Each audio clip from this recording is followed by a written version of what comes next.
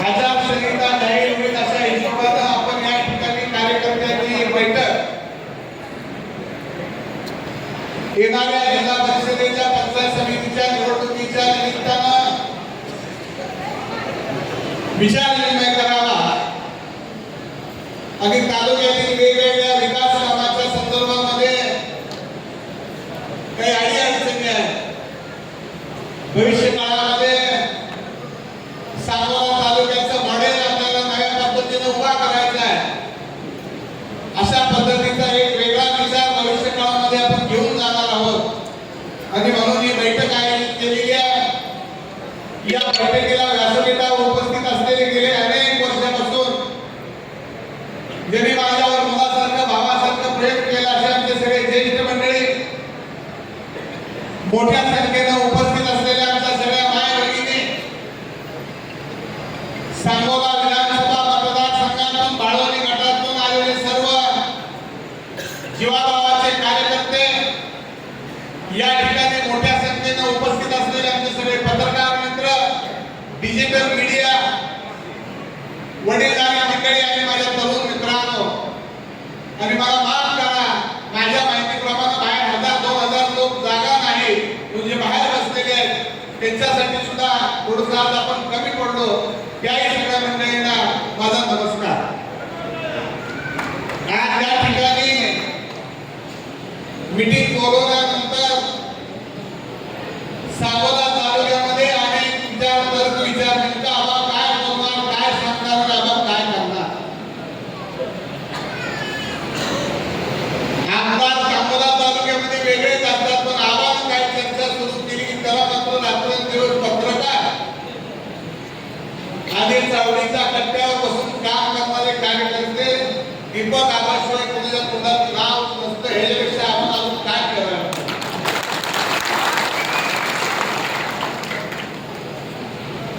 काय मंडळी अनेक वेळेला विचारतात, 30-40 वर्षामध्ये दीपक आबांना आघाडी सांगितले टीका टिप्पणी करायची नाही. काय तरी कार्यकर्त्यांनी काळा दिवसाईन आबा तुम्ही नेमके गप्पच बसतात, काय इकडून तिकडून बघतील, तोंडाला बोट लावते. पण या निमित्तानं मी काही फार टीका टिप्पणी करून आपल्याला काही फार मिळतं अशातला काही कार्यकर्ता नाही. गेली सातत्यानं एक विषय चर्चेमध्ये आहे आणि मगाशी आमच्या एका कार्यकर्त्याने नानांनी सांगितलं की आता कुठला तरी झेंडा आपल्या हातामध्ये घ्यायचा. मी आपल्याला एवढंच सांगेन, येणाऱ्या आणि काही दिवसाच्या काळामध्ये तुमचा दीपक आबा एक झेंडा हातामध्ये घेतल्याशिवाय राहणार नाही.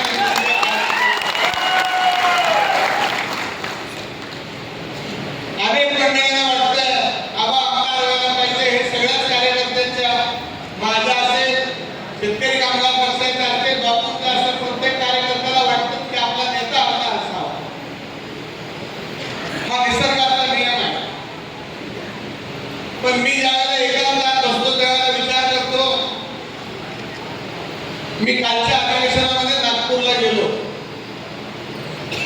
माझं स्वतःचं कधीच काय काम नसतं, मुंबईला, पुण्याला, दिल्लीला, सोलापूरला.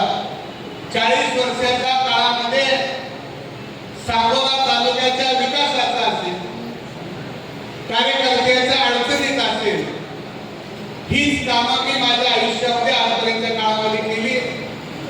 नागपूरला गेल्यानंतर तुम्हाला सगळ्यांना अभिमान वाटेल की माझं दिलेलं पत्र आजपर्यंतच्या काळामध्ये कधी रिकाम्या हातात आलो नाही. त्याला आमदारच पाहिजे असा काही भाग नाही. एवढं कर्तव्य, एवढं काम, एवढं माणुसकीचं नातं आजपर्यंतच्या तुम्ही दिलेल्या प्रेमाच्या शिदोरीवर तुमच्या दीपक आबाने आजपर्यंतच्या काळामध्ये या ठिकाणी मिळवलेला आहे. आजच्या मीटिंगमध्ये अनेक विषय मैसाची काय राहिलेली काम आहे. आता आमच्या देवकतेने सांगितल्याप्रमाणे दुधाचा प्रश्न आहे, तानाजी काकांनी सांगितलं कारखानी ब्रँडचा प्रश्न हातामध्ये घेतला, ती कामं अपुरी आहे. अनेक ठिकाणी नेमकी रोज सकाळी आणि संध्याकाळी दुधाच्या वेळेला लाईट जाते, पाहिजे तेवढ्या क्षमतेनं अजून सांगोला तालुक्यामध्ये लाईट मिळत नाही. बरीचशी शेतकऱ्यांची असतील अडीअडचणीची कामं आपली शिल्लक राहिलेली आहेत.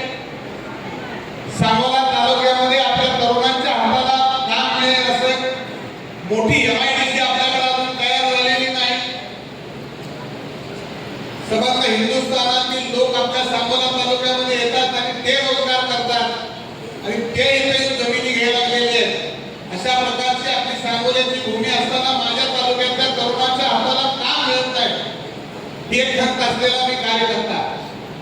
मला नेहमी म्हणावं त्यामुळे वाटतं सांगोला तालुक्यामध्ये आपली 5 स्टार एखादी MIDC असावी, एखादं मल्टी स्पेशालिटीचं हॉस्पिटल मोठं असावं.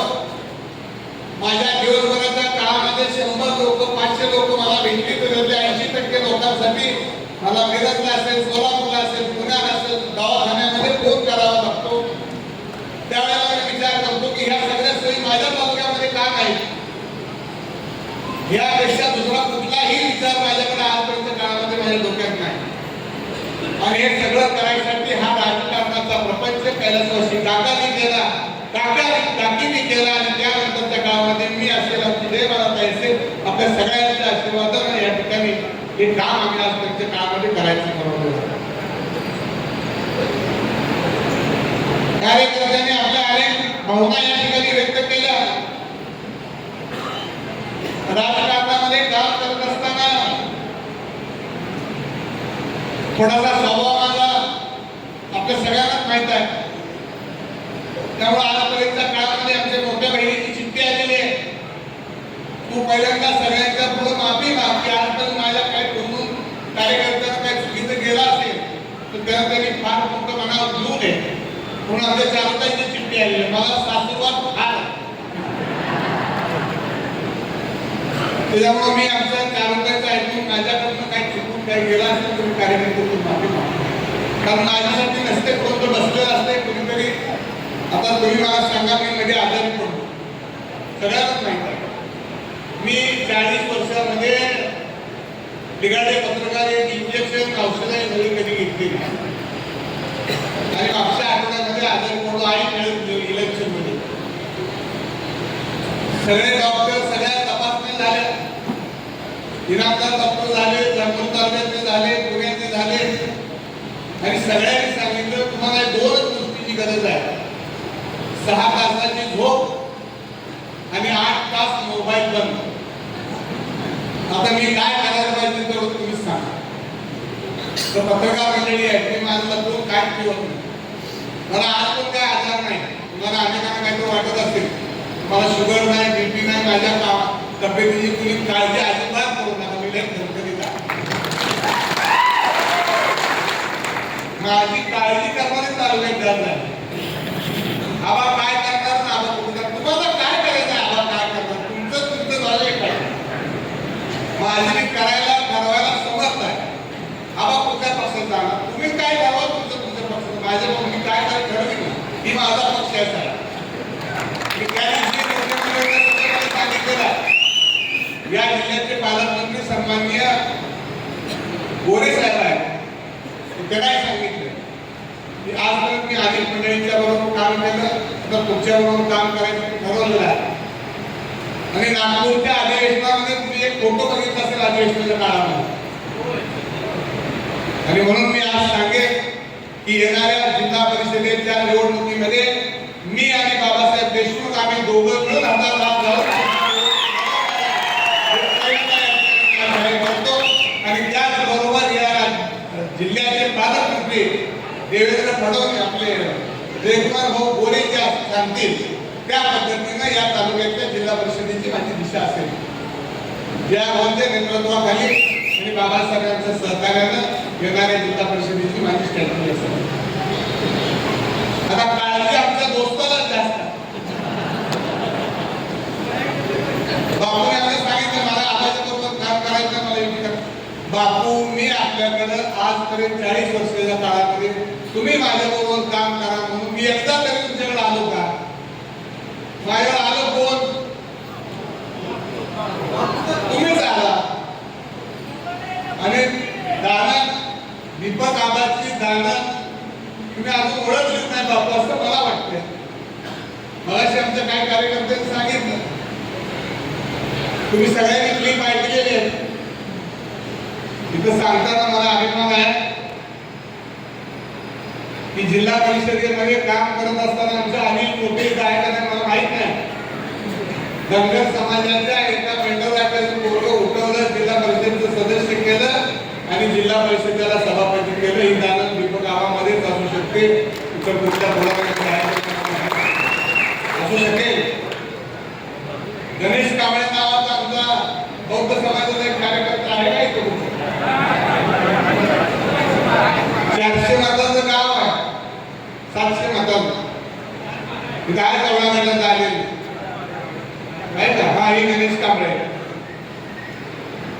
हे जिल्हा परिषदेला सगळं गाव आलं आहे, एवढं गणेश उभा करायला सांगितलं.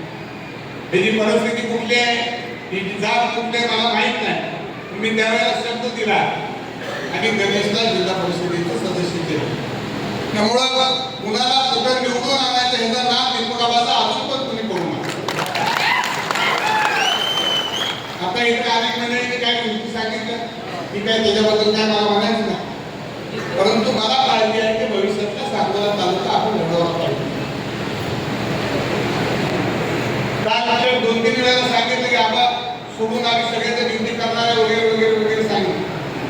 आता मी मागच्या वेळेला सांगितलं बापूच्या बाबतीमध्ये, आज बापूला अजूनही निघाला टीका टिप्पणी, बापू माझा वडील गाव आहे, मी टीका टिप्पणी करायचं कारण ठरवलेली आहे. खूप त्याचा लय मत आहे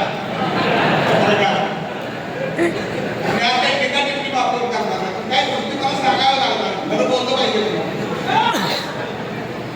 आता बाबा तुम्ही कुणाकुणाला नादाला लावलं हे सगळ्या तालुक्याला राज्याला माहिती आहे, पण मला तुम्हाला सांगायचं आहे तुम्ही राव तुमच्या डिग्याला सुद्धा नादाला लावलं.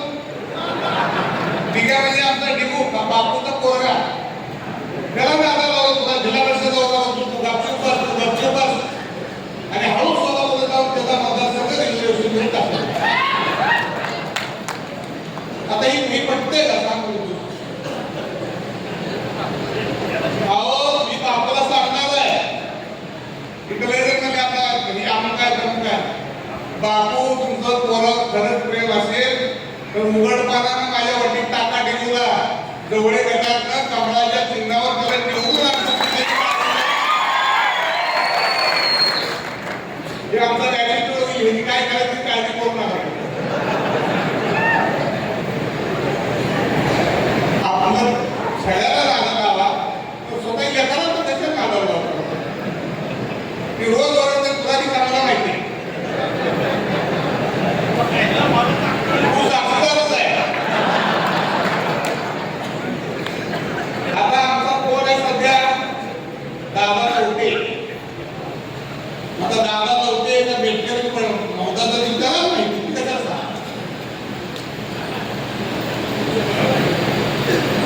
ह्या गोष्टी जाऊ नाही का तुझ्या, परंतु राजकारणामध्ये सांगोला तालुक्यामध्ये आपली पद्धत आहे. मी बापूचा आजही आदर करतो. बापू जायचं बाहेर येतात त्यावेळेला मी बाहेर जाऊन दरवाजा उघडतो बापूचा आज मी. उद्याही कदाचित बापू आले तर मीच दरवाजा उघडायला जाणार आहे.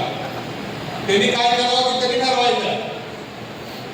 मी असं म्हणणार नाही बापू सारखं मग बापूला मला आता अगोदर सांगितलं तुम्ही लबाड बोलायला त्याबद्दल काय सांगणार नाही ते आधी सांगितलं, पण नादाला लावायची जर परिस्थिती घेतली ह्या देशाची तर त्याचा सुद्धा मी विरोध अध्यक्षपद आणि बापूला निश्चित करावे या ठिकाणी सांग. कुणाला किती नादाला लावलं मला तो लावलं का गेली माझी 5 वर्ष काढ, पण जाऊ दे मी त्याचा नाही विचार करत. कसं ते ज्या पाठीमागे लागलेला हा दीपकाबा नाही. काय मला काय दिलं नाही परमेश्वरानं. माझे वडील आमदार होते, मी आमदार झालो, माझी बहीण जिल्हा परिषदेचे अध्यक्ष झाले. माणसाला राजकारणामध्ये किती वेळा काय पाहिजे असायला त्याला असायलाच पाहिजे असं काय माझ्या कार्यकर्त्याला पण मिळू द्या ना. ही दानच साळुंखे पाटील कुटुंबाची आहे. तेवढा फार माझ्या दादाला जास्त करून लागला. निकाल लागत असते निवडणुकीमध्ये 5 वेळा बापूचा पराभव झाला म्हणजे बापू राजकारणात संपला का असं काय नसतं. निवडणुकीमध्ये निकाल लागत असतात, यश अपयश मिळत असतात, सगळ्या गोष्टी घडत असतात. शेवटी आपण किती नैतिकतेनं राहिलं पाहिजे. आम्ही एकमेकाच्या विरोधात लढतो. मी बाबासाहेब लढतो, बापू लढतो. मुख्यमंत्र्यांच्या सभेत खडकावून सांगितलं मी काय गोष्टी मागे ठेवल्या आणि मग नागपूरमध्ये आमची भेट झाली बाबासाहेबांनी. आणि एक या तालुक्यातल्या जनतेला माहिती आहे ज्याच्याबरोबर आहे त्याच्याबरोबर दीपक आबाच नाही तर दीपक आबाचा कार्यकर्ता सुद्धा प्रामाणिकपणानं राहत असतो. अंगाला डोळा मारण्याची सवय मला नाही, माझ्या कार्यकर्त्याला नाही. काल आपण शब्द दिला बनकर आबांना हे नाव सांगायचं दीपक आबाच्या कार्यकर्त्याचं. प्रत्येकाने रात्रीचा दिवस केला. यश अपयश परमेश्वराच्या हातात आहे, नशिबाचा भाग आहे. तुझ्या बाबतीमध्ये आता उद्या रविवारी लागेल निकाल. ज्या ज्या वेळेला आपण ज्याच्या बरोबर काम केलं बापू तुमच्या बरोबर होतो आपलं समजून सांगितलं भाषणामध्ये. आणि ते मला आठवत सुद्धा आम्ही इतक्या भूका लागलेल्या होत्या त्या विधानसभेच्या निवडणुकीमध्ये संतोषला सांगितलं तुझ्या घरी जेवायला येतो, तिची बायको गावाला गेली, तिने गावात गोळा करून आपल्या आणल्यामुळे आपले होते जेवण सांगितलं करायचं. अशा राजकारणामध्ये अनेक गोष्टी घडत असते, आपण ठरवून काय होत नसते. जसं जसं पुढचं आपल्याला येतं तसं तशा पद्धतीने आपल्याला त्या प्रक्रियेमध्ये सहभागी व्हायला लागतं. मी राजकारण करत असताना आज जनतेच्या कार्यकर्त्याच्या हिताचं केलं, तालुक्याच्या हिताचं केलं. अनेक विकासाची काम आहेत, त्याच्या बाबतीमध्ये मला भरपूर काही कामं करायचे. मला काय मिळायचंय म्हणून मी मुख्यमंत्र्यांकडे जातो, मला काय मिळायचंय म्हणून मी पालकमंत्र्यांकडे जातो, अशाच नाही. माझ्या तालुक्याला काहीतरी मिळालं पाहिजे ह्याच्यासाठी मला कुठेतरी जायचंय आणि आपण लवकरात लवकर या ठिकाणी प्रयत्न करणार. तुम्ही त्याची कुठल्या पद्धतीने काळजी करायची आहे तर नाही. काय झालं विचार काल बाबा मिटिंगला जेवण ठेवलं, तुम्ही माझ्या पोराचा वाढदिवस आपण 2 दिवस खाऊन जावा याच्यासाठी जेवण ठेवले सगळ्यांना. शिट्ट्या तर भरपूर आलेल्या आहेत.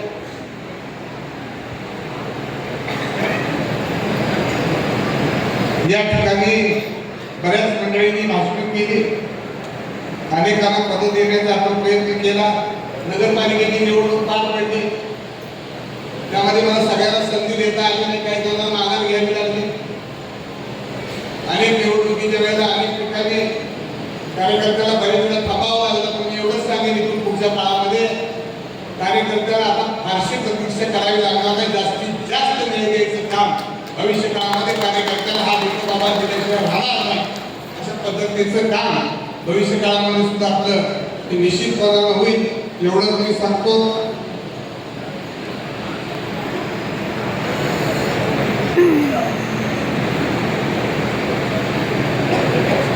बाकी पत्रकार मंडळी या ठिकाणी आहेत.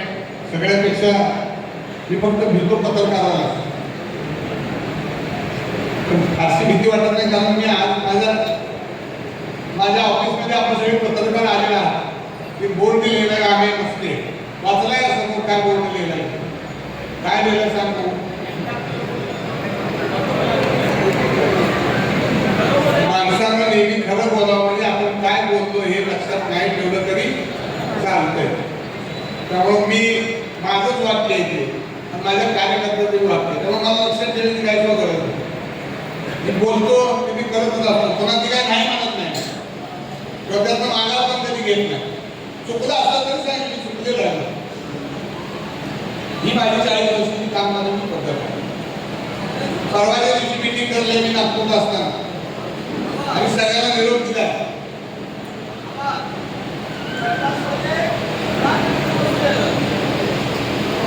डीजे असं भरपूर बसून माझे कसं अगोदर तुम्ही सकाळी हाय जाऊन पाहिजे. तुम्ही 5 मिनिटं राहत नाही, तुमचं साहेबांचं पत्र आठवड्यात येतंय मला सगळं पाठ आहे. तुम्ही कार्यकर्त्याच्या कामाला कधी डरणार काय काळजी करणार. विशेषतः माझ्या सगळ्या महिला भगिनींच्या संख्या काय सांगोला तालुक्यामध्ये आजपर्यंत महिला बचत गटाच्या माध्यमातून आपण या ठिकाणी अनेक कामं केली. माझी माणूस कन्याचा राज्याच्या मंत्रिपदावर आदिती तटकरे तिने मला सांगितले मागच्या वेळेला आपण बाळवणी गटाच्या प्रत्येक गावामध्ये महिला बचत गटाचा सभागृह दिलेल्या दोन्ही गावात ठेवली. अजूनही बरीचशी कामं आपली आपल्याकडे राहिलेली आहेत. निवडणुका येत असतात, निवडणुकीचे निकाल लागत असतात, जात असतात, त्याच्या बाबतीमध्ये फारशी काही चिंता आपण करत नाही आणि काम करायला सत्ताच आपल्याकडे पाहिजे अशातही काय भागाने कुठे सत्तेवर 20-25 वर्ष मला कोणी बाहेर या म्हणून सांगायची गरज नाही. सकाळी 6 वाजल्यापासून संध्याकाळी 11 वाजेपर्यंत काम हे माझं चालूच असतं. त्यामुळे मी कार्यकर्त्याला विनंती करेन की तुमच्या मनामध्ये जे काय आहे आपण लवकर कुठेतरी काहीतरी घेतलं पाहिजे, त्याचा निर्णय आपण या निमित्तानं निश्चितपणाने लवकर करू. त्यामध्ये काळजी करायचं काही कारण नाही. भविष्य काळामध्ये सुद्धा कोण राजकारणामध्ये कोणाचा कधी शत्रू नसतं, कोण कधी कोणाला मित्रही नसतं, तेव्हा हे काहीही गोष्टी घडू शकतात. आपण आपल्या जनतेशी प्रामाणिक राहावं लागतं. असा तुमचा दीपक बाबा आयुष्यभर तुमच्या बरोबर प्रामाणिकच राहील एवढंच त्या निमित्तानं सांगेन. की वर कुठे असेल तुमच्याशी मात्र माझा प्रामाणिकपणा आणि बांधिलकी काय असणार आहे एवढा शब्द या निमित्तानं देतो. आणि माझ्या आयुष्यामध्ये मला दुसरं काय करायचं, 2 दिवसामध्ये तुम्हाला यायला सांगितलं आणि तुम्ही एवढ्या मोठ्या संख्येने या ठिकाणी उपस्थित राहिला त्याबद्दल मी आपल्या सगळ्यांचं मनापासून अभिनंदन करतो. असा